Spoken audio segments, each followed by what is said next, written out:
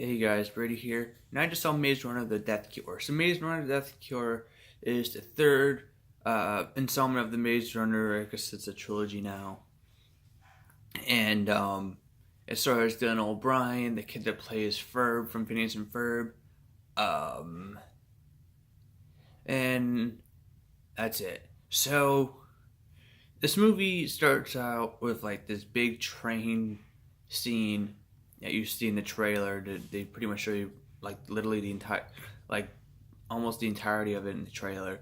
Um, you're trying to rescue a group of these, I guess not kids, but well, teenagers, I guess we'll say, um, from like this evil organization, and they bring them back, and yeah, so pretty much there's just like this big city that's pretty much like you could only get in there if you're, I guess if you're rich or something. I don't know. And they have like this big facility in there where they're testing people, um, because there's this illness going around that's called cranks or whatever.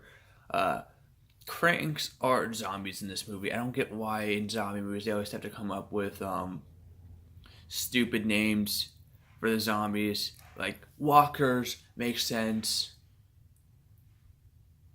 That's it. But cranks? What the fuck does a crank mean? Like I understand certain zombie names, but cranks makes no fucking sense. I think they just didn't want to use the word zombie, so they just came up with.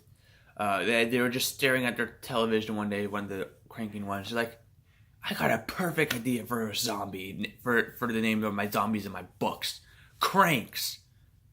Fuck you, whoever thought of that. That's retarded. Um, so yeah, and yeah, I'm gonna be honest. I did not see the second movie. I saw the first movie and thought it was okay, and then this one kind of looked exciting. And this movie just is filled with cliches. Like it's like every single action movie cliche rolled into 2.5 hours. Um, I mean, some of the stuff was really good in this movie. Um, they had some funny-ish moments, but the cliches were just so hard not to be like, oh, about. Like there's just so many of them, and the every line, every like it was just like every review. I was like, okay, I've seen that in an action movie. Oh, I've seen that in an action movie. I've seen that in another action movie. It's like, okay, stop copying and be original. It was just it just got annoying after a while. Um, we got the person we thought was dead in a few movies ago appear randomly, and it's like, oh, that wasn't in an action movie before. We get we have a traitor person who may or may not be the love interest of the main character. Haven't seen that in an action movie before. We have like just think of it. We have like just think of a random line from an action movie. It's probably in this movie.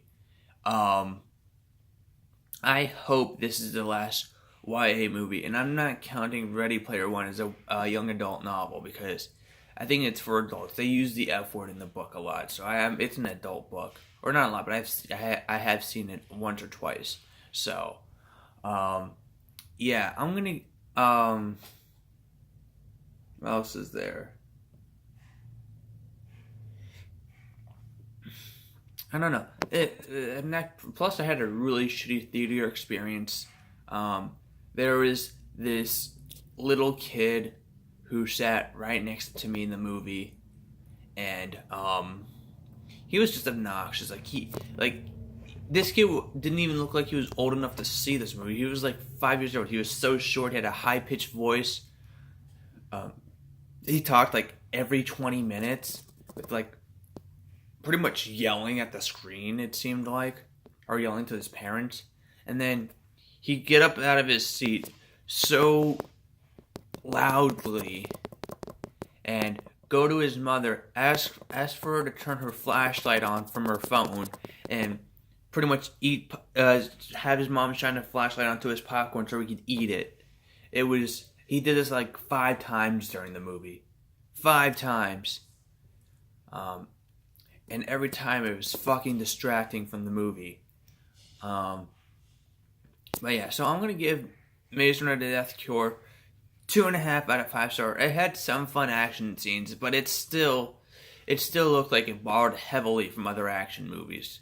Although I did like seeing this one car get thrown down the street, which kind of made me wonder how the fuck did a car get thrown across the street like that? Like, I was pondering, how did the car get thrown?